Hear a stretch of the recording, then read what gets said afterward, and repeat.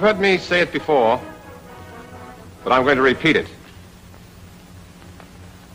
American riflemen are the best riflemen in the world because the training they get is the best in the world. You've begun that training with the sighting and aiming exercises, and you're ready now to go on to the next step.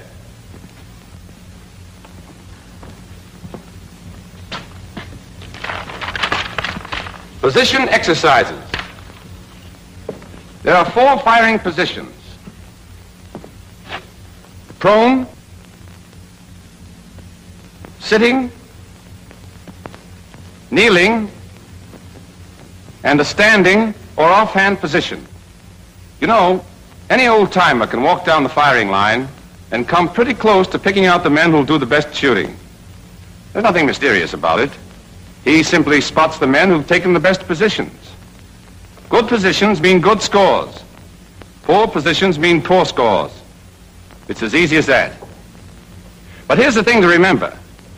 We're not teaching you these positions so that you can riddle off a string of bullseyes on the target range. We're teaching you to kill your enemy before he can kill you. If you're going to survive on the battlefield, you've got to be able to shoot fast and straight from any position. You've got to be able to drop into that position instantly, automatically, without thinking about it. And it must be correct the first time. Take a good look at these positions. They look easy. But you're not going to find these positions easy at first because they make you use muscles you never knew you had. But don't worry about that. We'll harden up those muscles. Your work in the position exercises also covers the use of the sling, holding your breath while aiming and aiming.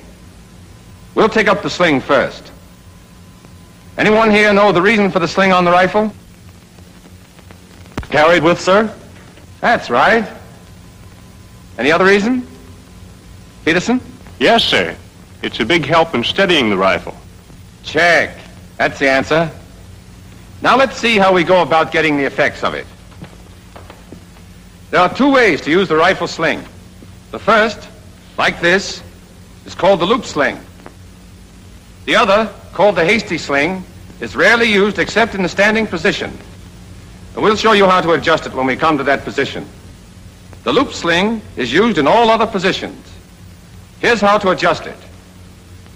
Place the rifle butt on the right thigh and cradle it in the curve of your right arm so that you've got both hands free to adjust the sling. Unfasten the lower hook and refasten it near the butt swivel. This loosens the lower loop. Unfasten the upper hook and refasten it so that the upper loop hangs down to about the pistol grip. But it may need further adjustment. The correct place for the upper hook depends on the man. You'll get your fit by trying it out. After your instructor is satisfied you have the right pair of holes, mark them so that you'll find them at a glance. Twist the sling 1/2 turn to the left and insert the left hand through the upper loop from right to left. Slide the loop well up your left arm. Leave the loose end free and use both hands to work the upper hook and the first keeper down close against your arm. Then pull down the second keeper against the upper hook. This locks the upper loop in place against your arm and keeps it from slipping. You can't shoot with a loose loop sliding down your arm. Once the loop is correctly adjusted, move your left hand over the top of the sling and place it under the rifle against the upper sling swivel. The rifle must rest in the V between your thumb and forefinger and on the heel of your hand. Wrist straight, fingers relaxed. The sling must lie smoothly along your hand and wrist. If it doesn't, you've done something wrong. This is the way you hold the rifle. Now let's go over the loop sling adjustment once more. Place the butt on your right thigh, cradle the rifle in your right arm, unfasten the lower hook, refasten it near the butt swivel, twist the sling a half turn to the left, insert your left arm through the upper loop from right to left, pull the loop well up your arm, then work the upper hook and the first keeper down against it, and pull down the second keeper to lock the upper loop. So much for the loop sling. Your instructors will go over this detail with you. Are there any questions? Yes? Sir, with Japs and Germans shooting at you, like you said, looks like you wouldn't have much chance to get that sling on. Keep thinking like that, and you'll live to tell your grandchildren about it. You're right, of course. Use the sling whenever you have time to use it, because it gives you greater steadiness. After you've learned sling adjustment, you're ready to start work on positions. Let's take a look at the prone position first. In the prone position, the rifleman lies flat on his belly with his legs stretched out comfortably. His inside ankle bones are on the ground, or as near it as he can get them without strain. His spine is straight. His body makes an angle of 30 degrees or less with the line of aim. The amount of the angle depending on the rifleman's build. When you're trying out these positions, your instructors and coaches will help you to find the angle that suits you best. Thereafter, it's up to you to practice the position until you can drop into it without thinking about it.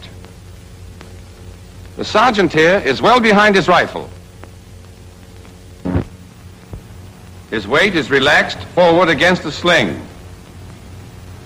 Thus, his body takes up the recoil, and he is not jolted out of position each time he fires. Look at his left hand and arm. The rifle rests on the heel of the hand in the V between the thumb and the first finger. His left wrist is straight. His fingers are relaxed. His left elbow is under the piece. It's vertical. I can press down hard on this rifle, and it'll give a little, then come right back to its proper position. But when the elbow is not under the piece, the least pressure will make the rifle sag way off to the side, because muscle instead of bone supports it. A muscle gets tired. A bone doesn't. So remember, elbow under the piece. Now look at his right arm and hand. His right elbow is a little forward of his right shoulder. His right upper arm makes an angle of about 45 degrees with the ground. His shoulders are about level. The rifle fits into the hollow of his right shoulder. That's important. Raise your left hand and feel that hollow in your shoulder. Curl your shoulder forward, and the hollow is still more pronounced. Now look at Sergeant Higgins. See how snugly his rifle fits into that hollow? I don't want to see anybody in this company trying to shoot with a rifle on the point of the shoulder here. All that will get you is a sore shoulder. And that means flinching. And flinching means poor shooting. Grasp the small of the rifle stock firmly with your right hand. And get this. Put your thumb across the stock or on top of the stock, never alongside the stock. With your thumb in the right position, you've got a firm purchase for your trigger squeeze and a good support for your cheek. The finger goes inside the trigger guard against the trigger, and the finger is clear of the stock. You can use any part of your finger from the tip to the second joint to squeeze the trigger. What seems natural and comfortable to you will probably give you the steadiest squeeze, and for that reason is the best. Press your cheek firmly against the stock and on your thumb. Let your neck muscles relax and hold your head so that you're looking not out of the corners of your eyes, but straight ahead with your eyes level. That's the correct prone position. It varies a little with each man depending upon his build, but there isn't much difference. You'll soon discover the exact position that suits you. From there on, it's a matter of practice. You will have targets to aim at in all of your exercises. Every time you get into position, align your sights on the target. A good soldier does this instinctively. He never even thinks about it. Here's something else. When you take any of the correct firing positions, you will find that the rifle aims naturally and without effort at some one point. If this point is not on the center of the target, move your whole body till the line of aim is the natural line. There's a good way to tell if your body is lined up correctly. After you're in position, close your eye and relax. Then when you open it, if you're on the center of the target, you're okay. If not, shift your whole body. If you shift the rifle independently instead of your body, you'll be in a strained, uncomfortable position. And no man can shoot his best when he's fighting his own muscles.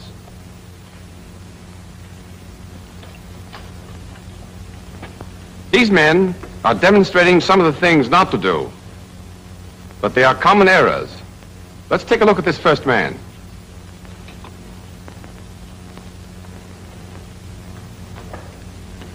His body is at too great an angle with a line of aim. Now he's behind the rifle, as he's got to be. Look at this man's right elbow. It's too close to his body. He's unsteady. His left hand's too far back. And he's got his thumb alongside the stock. Now he'll assume the correct position.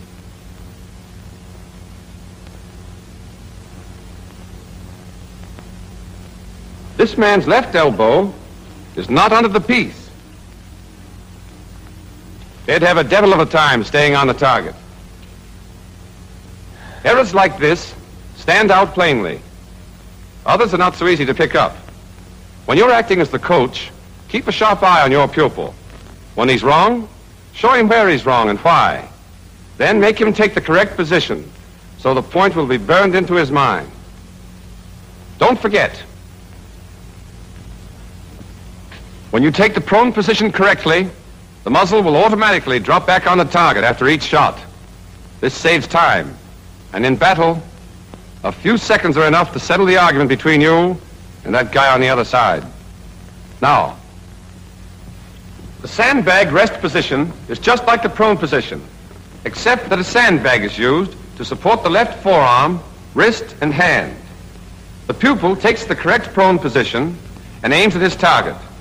The coach then manipulates the sandbag until it is slightly higher than the back of the pupil's left hand. The coach punches the sandbag with his hand until he gets a perfect fit. This is the coach's job. The pupil can't do it for himself.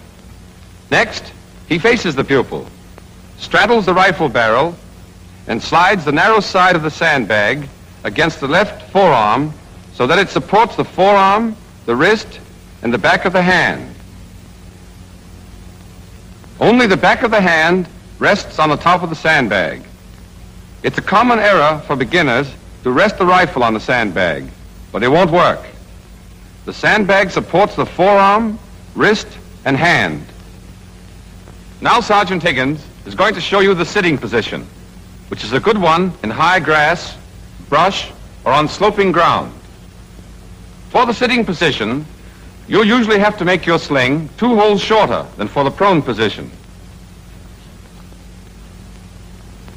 Your body faces half right from the target. As you sit, spread your feet apart. Farther apart than your knees. And brace your heels firmly. Get your toes down, flat on the ground, if you can get them there, and relax your ankles. Keep your knees straight up, not bow-legged. And keep them fairly low, about 10 inches off the ground. The point is that you've got to get the back of your left upper arm firmly braced 3 or 4 inches down on your left shin. In this way, with your left elbow under the rifle, where it belongs, the weight of the rifle comes straight down on your leg. Hold your right hand and arm, as you do in the prone position, against your right knee so that your right shin bone forms a block for your upper arm. Lean well forward from your hips, not your waist.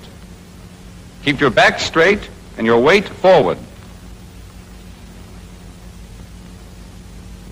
Don't rest your elbows on your knees. You'll wobble. Your elbows will roll around. No man can shoot in a position like that. Get your arms well down on your legs, several inches. Remember that left elbow. Keep it under the rifle. Now you've got a solid, steady position, and you won't be knocked off balance by the recoil. That's the normal sitting position. It's the best one, and it'll be used in this company. We may have a few men of exceptional build who are not suited to it. Heavy men may have to use the crossed ankle position.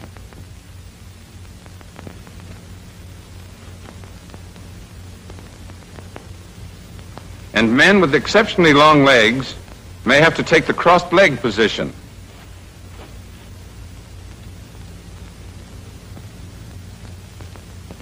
But your platoon leaders will decide which men, if any, are to use these alternate positions. Now, if there are no questions,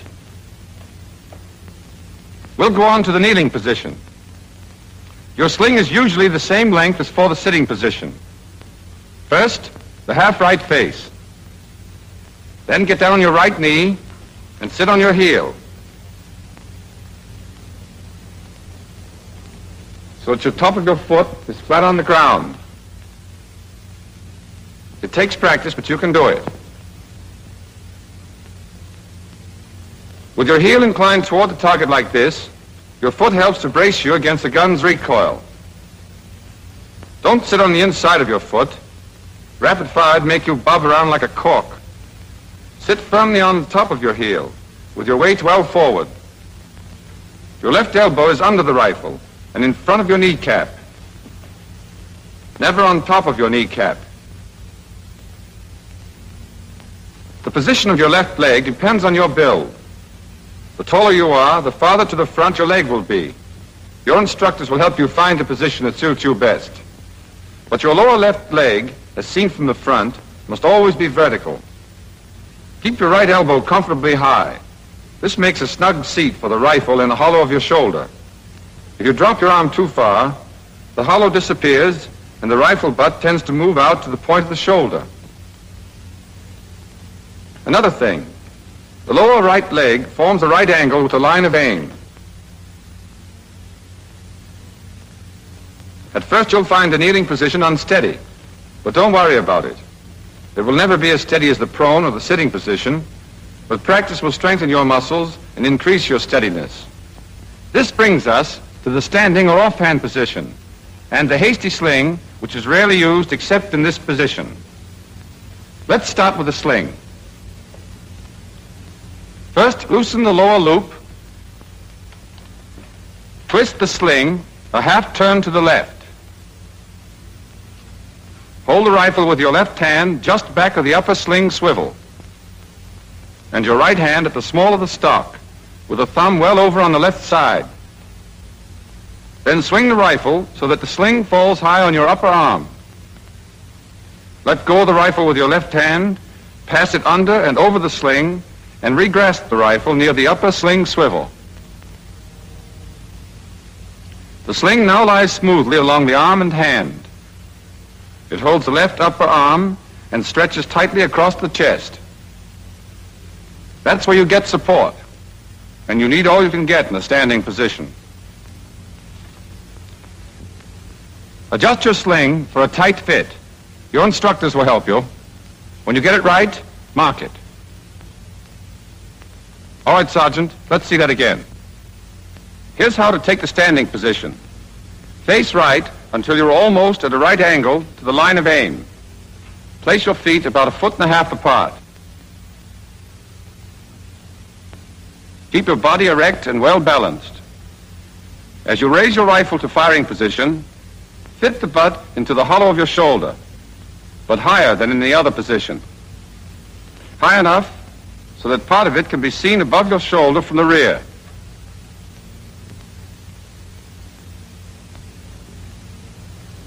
If the butt is too low, you'll have to strain your neck to get at the sight. If the butt is where it should be, your head and neck will be erect and natural. Keep your right elbow up. The higher the better. At first you'll find this unnatural and uncomfortable, but practice will fix that, and it gives you the power of all those arm muscles to take up the weight of the rifle. Here's an exercise that'll loosen up the shoulder joint. When you've done it enough, you'll be able to hold the rifle up with your right hand alone. The main job of the left hand is to steady the rifle, not to support it.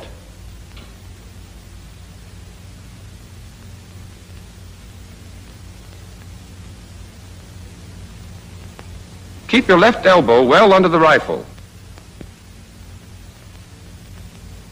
and the left hand as far forward as you can get it without strain or discomfort.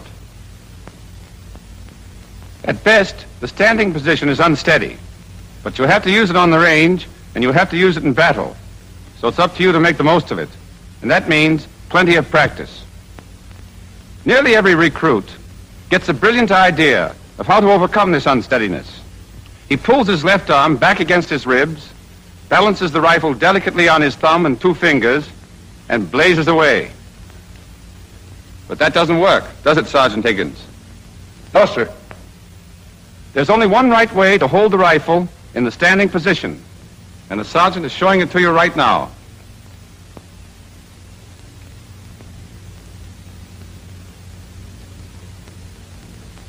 Thank you, Sergeant Higgins. Now you know the positions. I've given them to you one after another to let you compare them.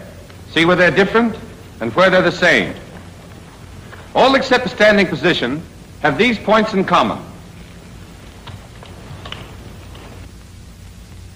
Always hold the rifle at the small of the stock with your right thumb on top of or across the stock, but never along the side.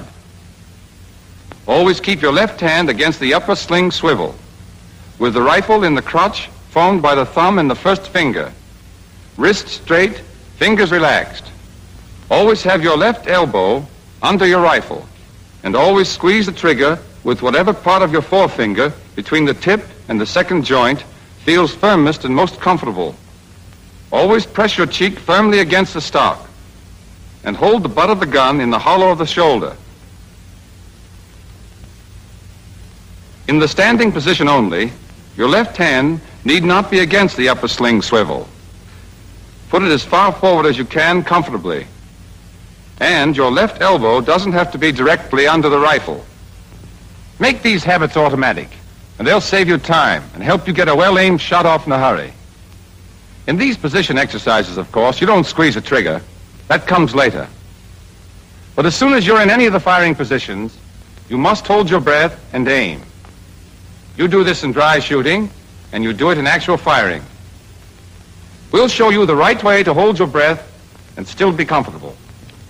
Take an ordinary breath, then let a little out. Then hold the rest of that breath while you aim and fire. To keep the air in your lungs during aiming, close your throat by swallowing. But don't hold your breath too long. If you do, your muscles will get tense, and your eyes will blur, and you'll get wobbly. When this happens, relax for a moment and start over again. But don't think you can practically hold your breath. You either hold it or you don't. And while you're aiming and squeezing the trigger, you've got to hold your breath. Whenever you practice any of these position exercises, always check your position carefully. Close your eyes and then open them and see if you're on the center of the target. You must always have a target. Then hold your breath and aim. When you're coach, check your pupil carefully for all these points. Helps them. And it helps you, too. You learn from your pupil's mistakes. You know, it's a soldier's skill that brings him through a battle alive. And the degree of skill you attain as a soldier depends entirely on you. You've got to master not just one firing position, but all 4. The enemy isn't going to give you a chance to choose the one you like best. You may be standing in a foxhole with your elbows on the parapet, or behind a tree, or a wall, kneeling in a shelter, or heavy undergrowth, sitting in a sniper's post, or in a field, or you may be prone in a ditch, or out in the open. That's why we teach you the 4 firing positions and drill you in them until they become second nature, to get you ready for the tough spots. There'll be plenty of tough spots. And when you get into one, your whole job will be to get your shots off fast and hit what you're shooting at. So work on the firing positions now while you can. Later on, you'll be mighty glad you did, because you'll get your enemy before he gets you.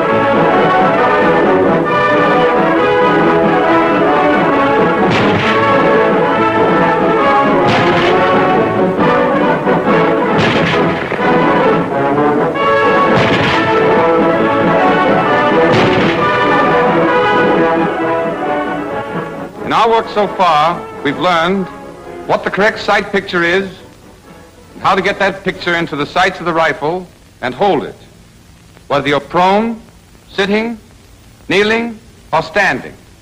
Today, we take up the most important thing in rifle marksmanship, the trigger squeeze.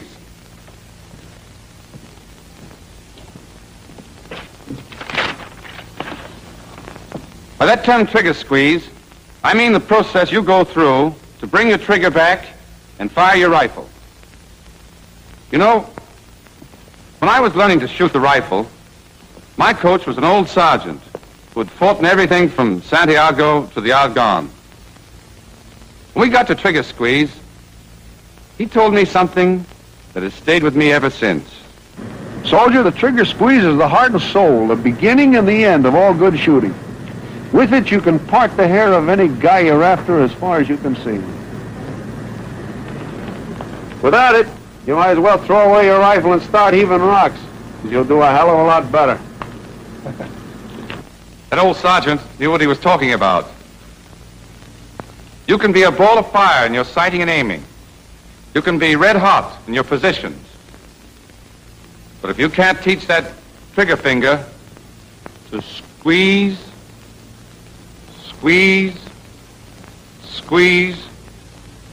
well, you better get yourself a supply of rocks, as my old sergeant suggested, because you're going to need them.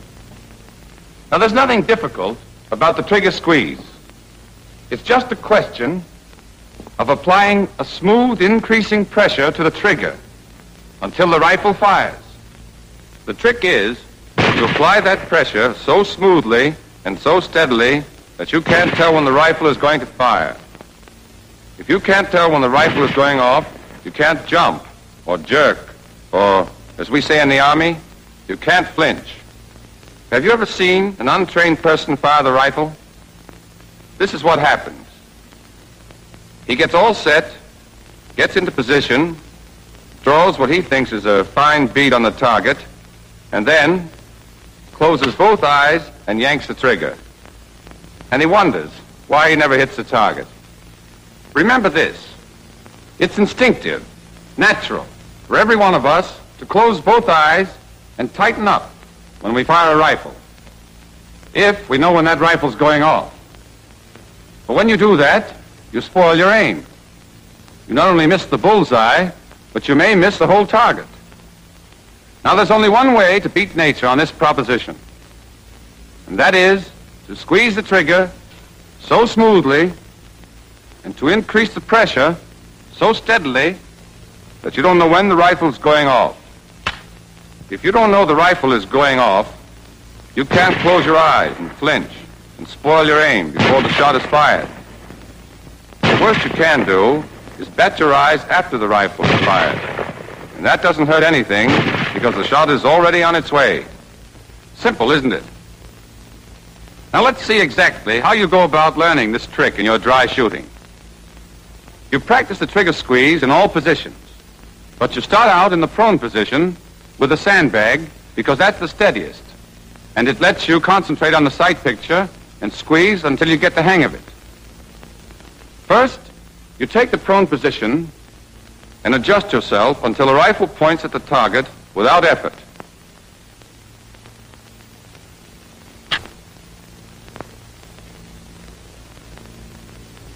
Then the coach fits the sandbag.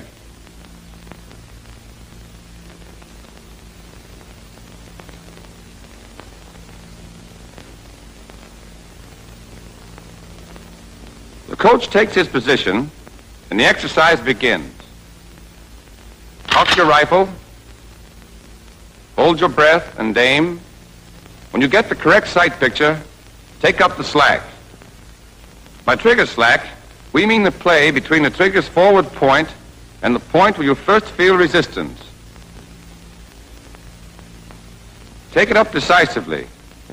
While you're taking up the slack, you're starting your trigger squeeze.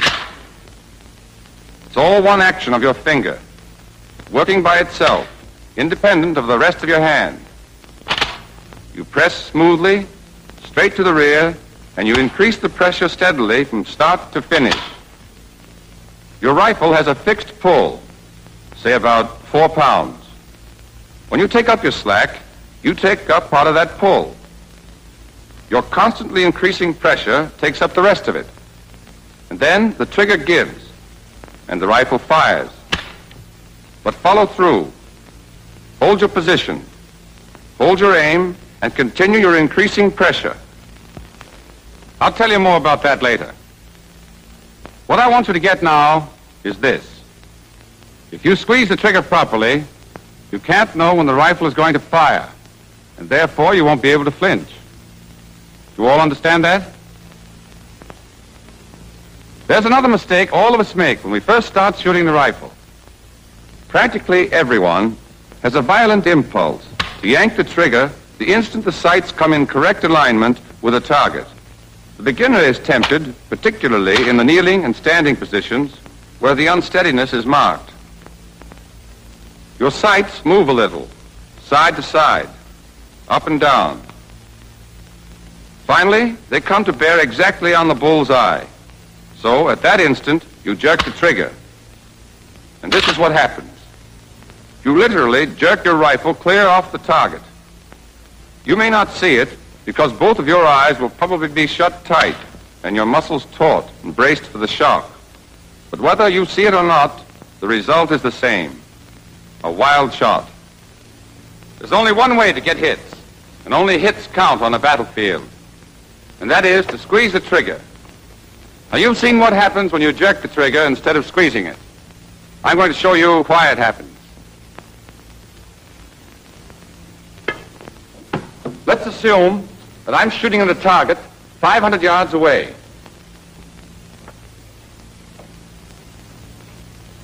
I've got my sights lined up on the left edge of the bullseye. Since the range is 500, I would be using a B target with a 20-inch bullseye. If I fired now, I'd hit the left edge of the black. Now I'm going to move the rifle 20 inches to the right.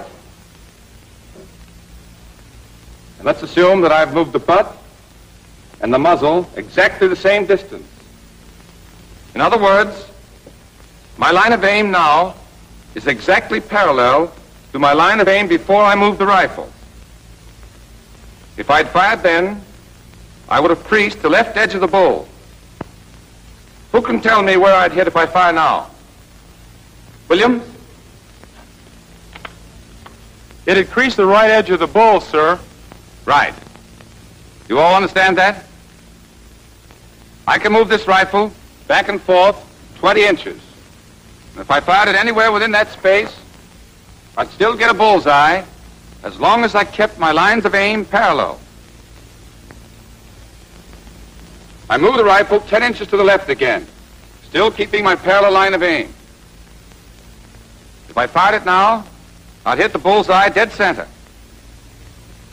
But now watch this. I'm going to keep the butt in place and move the muzzle of the rifle Just 1 inch. The butt stays the same as it is. I've moved the muzzle only. 1 inch.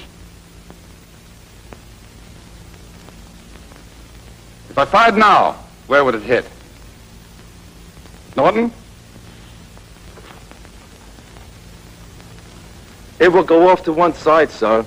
I don't know just where it would hit. Neither do I know just where it would hit. But I can tell you this. It would miss the center of the bullseye by about 35 feet. Get that. 35 feet. The point is, when you jerk the trigger, you twist the rifle off the line of aim. When your sights are on the target, you can move your whole rifle from side to side, the width of the bullseye, and still hit it, if the rifle always stays parallel to the line of aim. But if the butt of the rifle remains stationary and you jerk the muzzle off to one side as much as 1 inch, your bullet will miss the target by about 15 feet at 200 yards, by 21 feet at 300 yards, or by 35 feet at 500 yards. A half-inch movement of the muzzle means a miss by 17 or 18 feet at 500 yards. A quarter-inch movement will cause a miss by 8 or 9 feet. And even a movement as small as a 1/16 of an inch may make you miss the bullseye. That's why it's so important to take the correct position, so that your rifle and your whole body aim directly at the bullseye. Then, when you squeeze the trigger so smoothly that you don't know when the rifle's going off, the strike of your bullets will be changed only by the natural parallel movements of your body, and your shots will be good. The unsteadiness caused by the natural movements of your body does not seriously affect the aim if you squeeze the trigger correctly. Okay, let's see if you got the point so far. What happens if you jerk the trigger? Harris? It throw your rifle muzzle off the target. If you were shooting at a guy, you wouldn't hit him. Right. Remember it, and you'll get plenty of bullseyes. And guys, too. What should you do? Krinsky? Sir, you should squeeze the trigger so that you won't know when the rifle will go off. Good. Tell me when to squeeze it. O'Neill. You take your position, you hold your breath, you aim, you take up your slack, and then you pull the trigger. Do you pause after you've taken up your trigger slack before you begin to squeeze it? Austin? No, sir. Taking up on the slack starts you on the squeeze. Right. And you go on steadily applying pressure until the hammer falls. Do you flinch and spoil your aim if you squeeze the trigger properly? Marshall? No, sir. Why not? Because you don't know when the rifle's going off. Check. Here's all there is to it. Every time you squeeze the trigger, be sure to do these things. Apply a steadily increasing pressure and continue smoothly until the rifle is fired. I know this seems easy. It is, but it must be practiced over and over. You must develop the habit of thinking only of the sight picture. You must practice until the trigger finger works independently, as if it had a mind of its own. Are there any questions? Sir, how much time should you take to squeeze the trigger? The expert takes about 2 seconds to fire a well-aimed shot. He can do this because he knows his job so well that the whole procedure is almost automatic. Speed comes with practice, and he follows through. Here's what we mean by follow through. After the hammer falls, go right on for an instant doing what you were doing. Hold your breath and aim and apply your steadily increasing pressure on the trigger. This helps overcome the natural tendency to let go, which disturbs the sight alignment. All right. We've shown you how to squeeze the trigger and follow through. And we have a neat little way of checking up on you. With each shot, we have you call out where you think the bullet is going to hit. This is calling the shot, and you do it the instant after the shot is fired. It's a cinch to call your shots if you're squeezing the trigger properly. Well, then your eye is open, and you can see where your sights are aligned when the rifle fires. Of course, if you jerk the trigger or close your eyes and flinch, you won't be able to call your shot because you won't know where your sights are aligned when the rifle went off. The point is that only the man who squeezes the trigger properly can tell where his shot should hit. Here's the system we use to call our shots. Most of you know by now that a hit here is a 5. And in this circle, a 4. And in this one, a 3. Anywhere else on the target is a 2. A miss is a 0. Now, every time you fire a shot, imagine a large vertical clock face on your target with a bullseye in the center. This gives you a simple system of calling your shots. For example, suppose at the instant your rifle goes off, you see your sights aligned so that the bullet will hit here. Then you will call your shot a 4 at 12 o'clock because it's in the 4 circle and in the direction of 12 o'clock.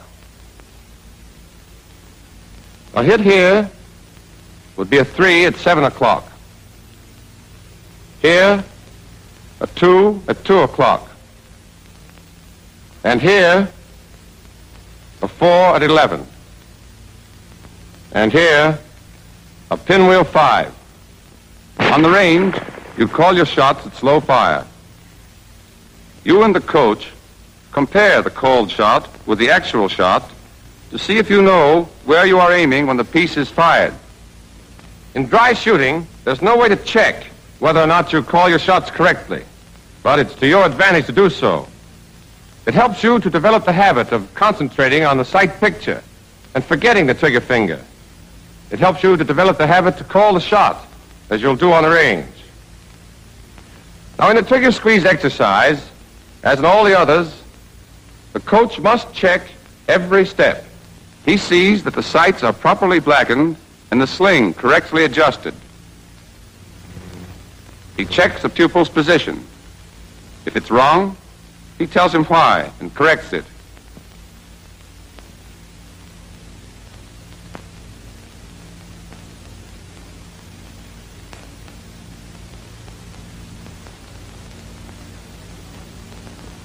He keeps an eye on the pupil's back during aiming to make sure he holds his breath properly.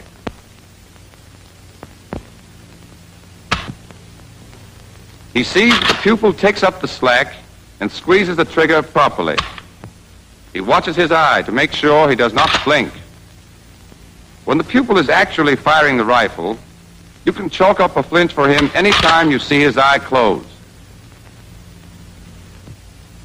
The flincher closes his eye just before the explosion. Therefore, you can see it. If he doesn't flinch, you won't see his eye close because your eyes and his will close involuntarily at the sound of the explosion. Are there any questions about anything we've covered today? Okay. You're going to hear these things over and over again from your coaches, your squad leaders, your platoon leaders, and me. You're going to hear them and practice them until they become so much a part of you that you couldn't forget them if you wanted to. If you acquire these correct habits in your preparatory work, you'll find that the actual firing on the range is as simple as shooting fish in the kitchen sink. To be a good shot, you must dry shoot or squeeze off 100 or more shots for every round fired, and with as much care. Remember, skill in squeezing the trigger correctly is the best life insurance you can get.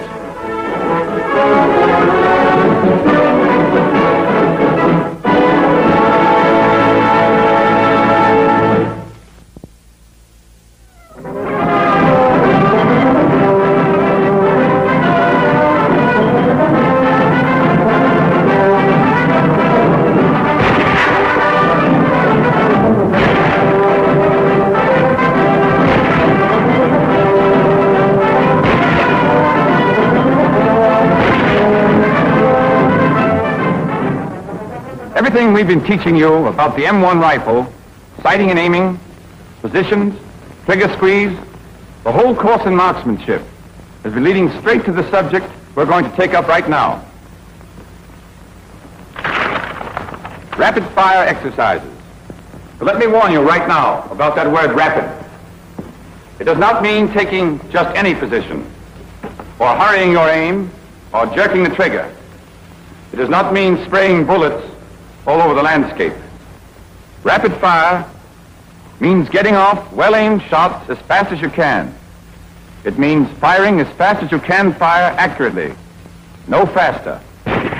The measure of your effectiveness in rapid fire is not shots per minute, but hits per minute. Remember that when you're on the range. And remember it when your target is a Jap or a German, who's just as anxious to kill you as you are to kill him.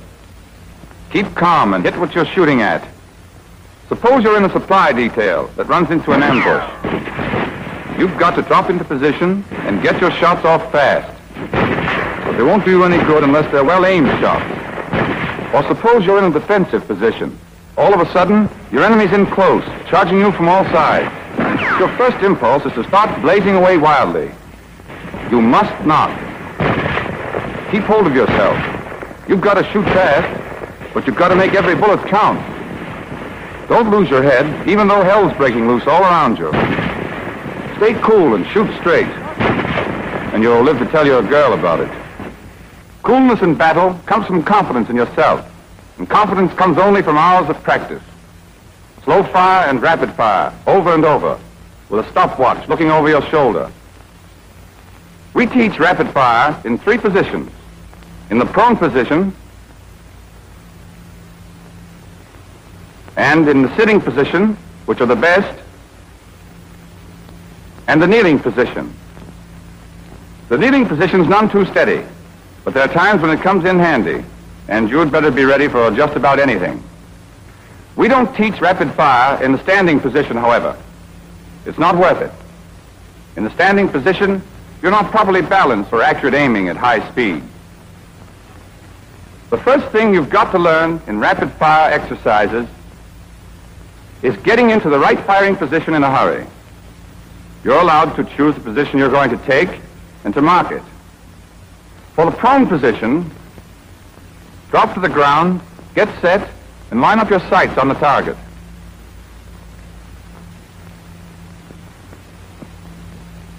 Mark the points for your right and left elbows and the butt of the rifle. Then, keeping your feet in place, stand up. Hold the heel of the stock in your right hand. Now you're ready. At first you've practiced getting into the prone position by the numbers. On the count of 1, bend your knees to the ground and throw your weight back. On 2, place the butt of your rifle on the ground at the spots you marked for it. At 3, place your left elbow on its mark. At 4, take the butt of the rifle off the ground and fit it into the hollow of your shoulder. At 5, return your right hand to the small of the stock and drop your right elbow to the ground on the spot marked for it. Now immediately line up your sights on the target.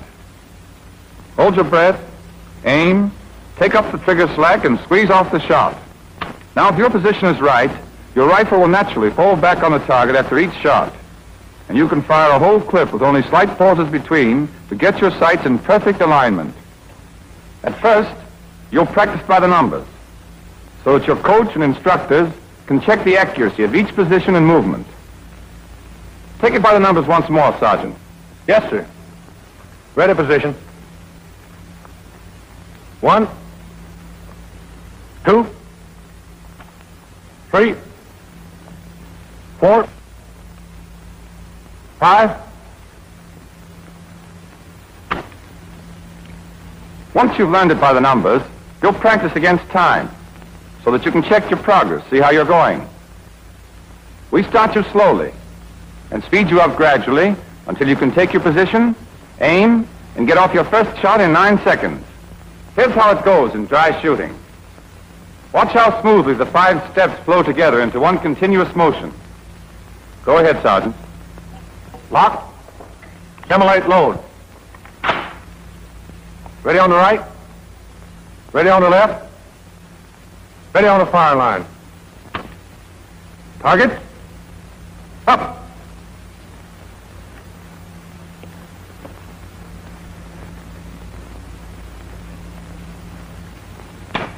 Time. 9 seconds doesn't sound like much time, but you've just seen that it's plenty for an experienced man. It won't be long before you'll melt smoothly into your prone position with seconds to spare to squeeze off your first shot. Naturally, the faster you get into a good position, the more time you've got to aim and fire. So, slip into position, and then take your time to get an accurate aim and a careful squeeze on that trigger. A near miss in 7 or 8 seconds is no good. What you want is a bullseye in 9 seconds. Try to get a smooth flow in every movement as you drop to the ground. Think of how it would look if every move were made very slowly. Target. Up. 1, 2, 3, 4, 5. Now hold your breath and take a careful aim. 6, 7. Squeeze slowly and steadily on that trigger. 8. Time. Every one of you can do it as easily as that if you remember this one point. Do it as fast as you can do it right. Never hurry your aim or your trigger squeeze. Now for the sitting position. First, take the correct position and try it out to be sure the rifle points naturally at the target.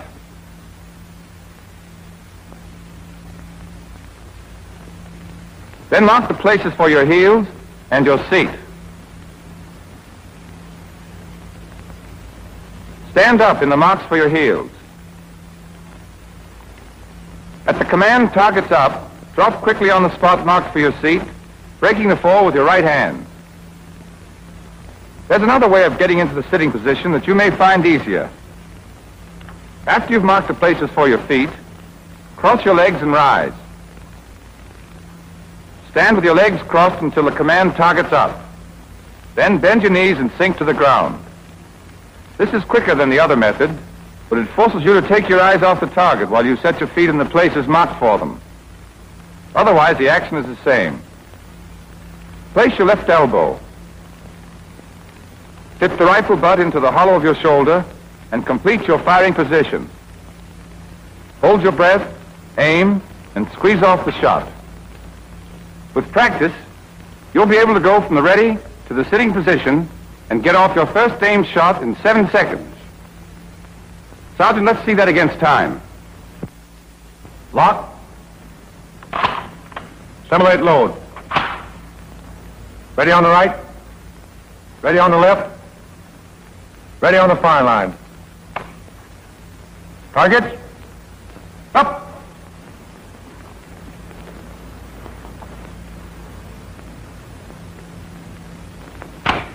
Time. Here, too, of course, the quicker you take the correct position, the more time you've got to squeeze off your shot. The exercise in the kneeling position is like the other two. You mark the places for your feet and your right knee and get up. On command, you lock, load, and stand ready. When you hear targets up, take the kneeling position you've marked, hold your breath, aim, and squeeze the trigger. With practice, you'll be able to go from the ready position to the kneeling position and get off your first shot in 7 seconds. Target. Up. 1, 2, 3, 4, 5, 6. Time. I've said the place to save time in all 3 of these exercises is in taking your positions. But don't misunderstand me. That does not mean scrambling into the wrong position in a hurry.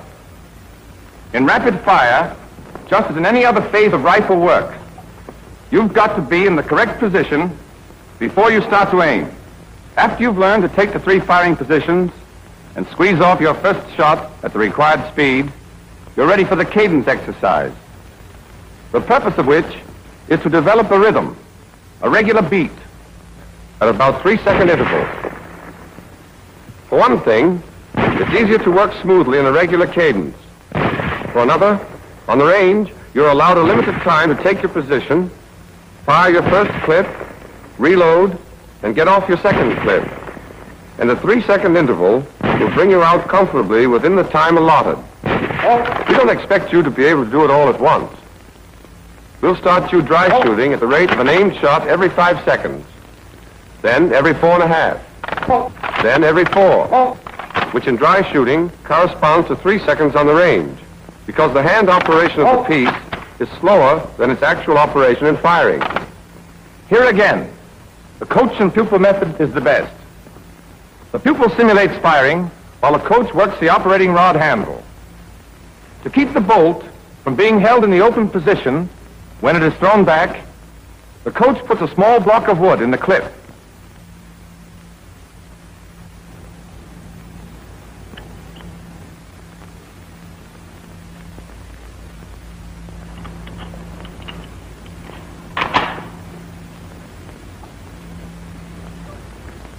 There are several other ways to get the same result, but in this company, we find this method the easiest and the best.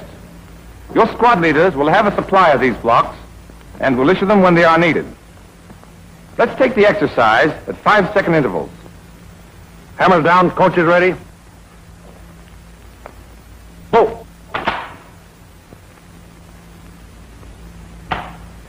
Go. Go. Go.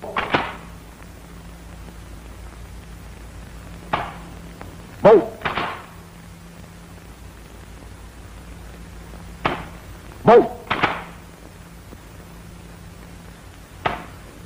As I said before, in these exercises, the coach is just about as important as the rifle. In the cadence exercises, when he forces back the operating rod handle, he acts as part of the rifle. In doing this, he must not lean against the handle. He strikes the handle sharply and immediately removes his hand so that the bolt can snap back into position. It's a good idea for the coach to wear a glove or wrap a handkerchief around his hand.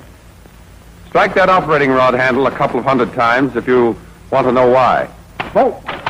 Notice that the coach strikes the handle only when the command bolt is given by the instructor. But notice, too, that the command is given whether or not the rifleman has squeezed off his shot. If the pupil is late, the coach does not operate the bolt, but waits for the next command after the pupil is fired. You'll do this exercise a minute at a time, in the prone, then in the sitting, then in the kneeling position, gradually speeding up the cadence until you're proficient. In cadence exercises, be sure to take the correct position so that your sights return automatically to the aiming point after each shot. Keep your eye constantly on the sight picture and squeeze that trigger with a steadily increasing pressure until the hammer falls. Then keep your finger on the trigger for the next shot. Yes, I'll say it again. It's constant drill in speed and accuracy that makes the expert rifleman. But even constant drill won't do you any good unless you make each movement right every time. After you've learned to fire in cadence, you'll move on to 2 exercises in simulated rapid fire. For the first of these, you'll use a clip with a wooden block.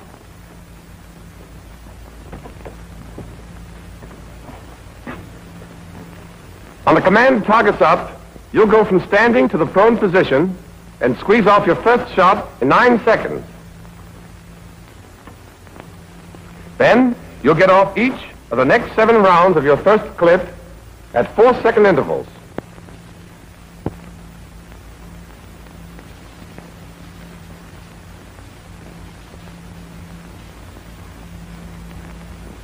But there won't be anybody to call off these intervals for you. Your cadence exercise will have taught you the rhythm. When you hear 8th round, reload, you'll simulate reloading. And you'll have 9 seconds to do it. And squeeze off your 9th shot. Once again, 4 seconds each for the next 7 rounds.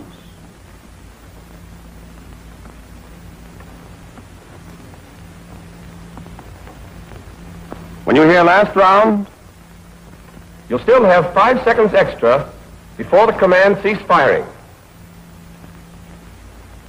This exercise is done in a total of 79 seconds. All right, let's see how it goes. Lock, simulate load. Ready on the right, ready on the left, ready on the firing line. Targets, up.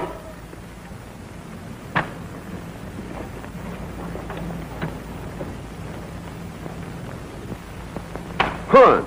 First round. the first shot should be fired in the first 9 seconds. You've got 4 seconds for each of the next 7 shots. 4. 5. 6. 7. Your 8th shot should be off by the time you hear this. 8th round. Reload. Remember, you count your own shots. If you fired the 8th round before you hear reload, you don't have to wait. Reload immediately. 10. 7. 12.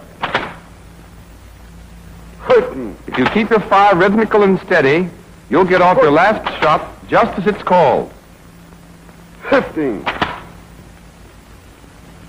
16. Last round. If you don't, you still have 5 more seconds to finish up without hurrying. Firing. That's your first exercise in simulated rapid fire. But before we go on, there are several things I want to point out. In all of your rapid fire exercises, be sure to count your shots aloud, as you heard Private Oss do just now. By counting the shots, you know exactly what's left in your clip, and you're ready to reload when you should, which saves time. But there's another reason.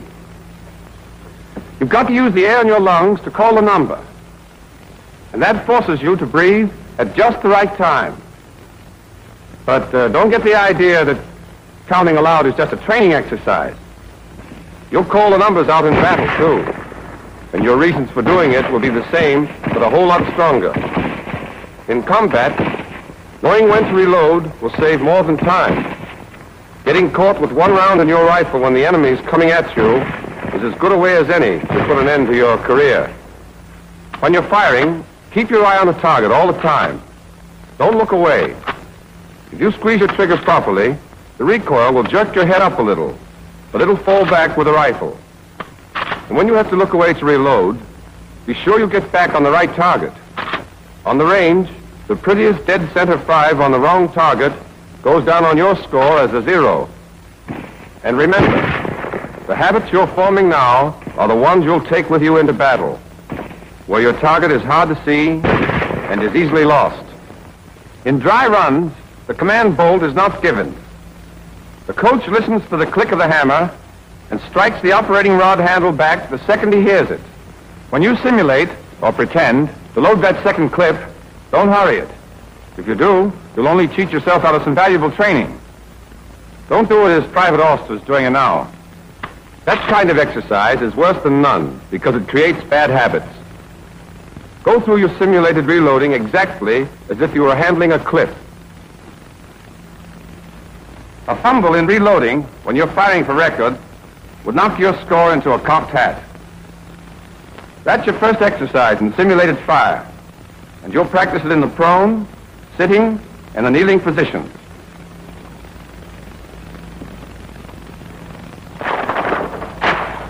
You're allowed a total of 79 seconds for the prone exercise, but only 74 seconds for the sitting and kneeling.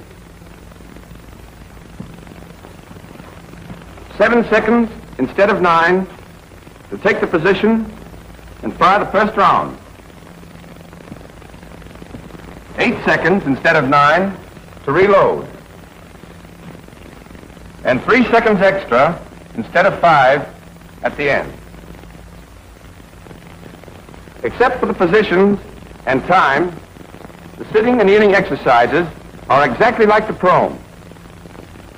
The purpose is to teach you to keep the proper cadence, even though no one is calling bolt. Once you've learned this, you'll repeat the series using dummy rounds and no wooden block. The timing is the same, and the performance is the same. But with dummy rounds, you must learn to load a fresh clip quickly, and that's a trick in itself. As you take the clip from your belt, grasp it at the base and near one edge between your thumb and forefinger. Then carry it forward, swinging it up until the bullets point forward. Place the clip in the receiver and slide your thumb forward along the top of it to the center of the cartridge. Double your fingers up, out of the way. Raise your arm and press the clip down into the receiver until the clip latch engages. As you raise your thumb, the operating rod handle should snap forward. If it doesn't, strike it with the heel of your hand, and your rifle is ready to be fired again. Here's how a trained rifleman reloads in the prone position.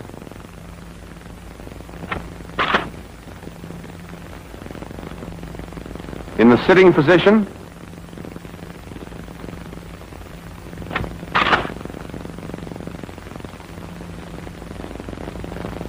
and in the kneeling position.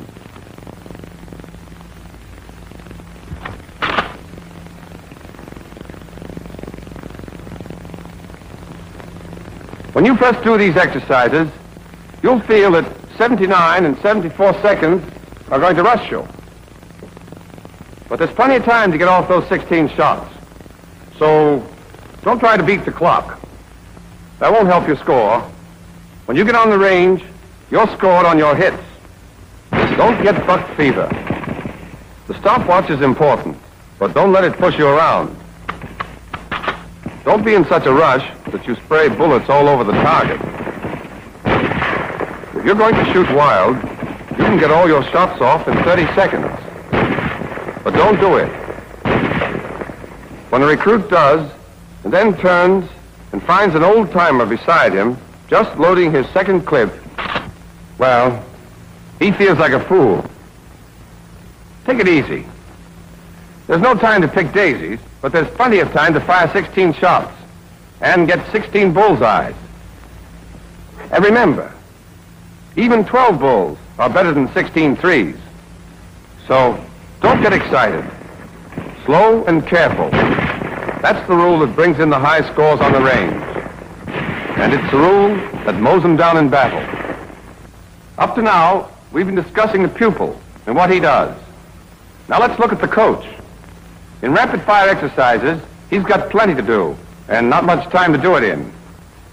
In addition to his other duties you already know about, he makes sure the pupil takes his position quickly and without waste movement. That he takes up the trigger slack with one decisive action and squeezes the trigger correctly. 1, 2, 3, 4. That he breathes after each shot. 1, 2. That he keeps his finger on the trigger. 2, 3. And that when he reloads from the belt, he doesn't fumble.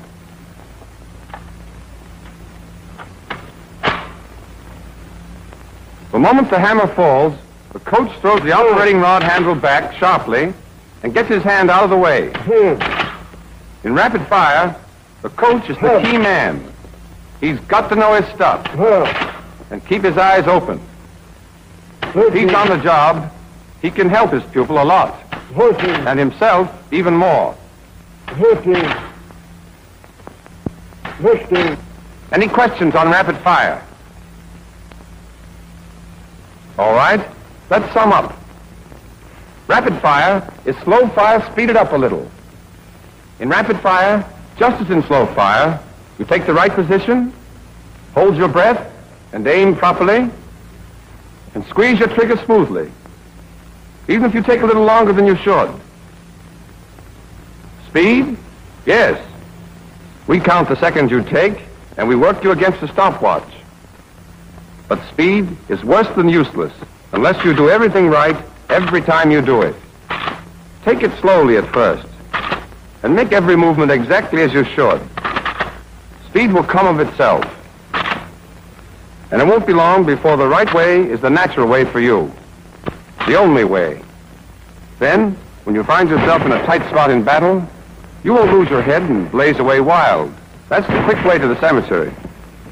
For my money, a good soldier is a live soldier. Dependable habits will make you calm and cool and confident, and you'll hit what you're shooting at. That's pretty important, when what you're shooting at is shooting at you.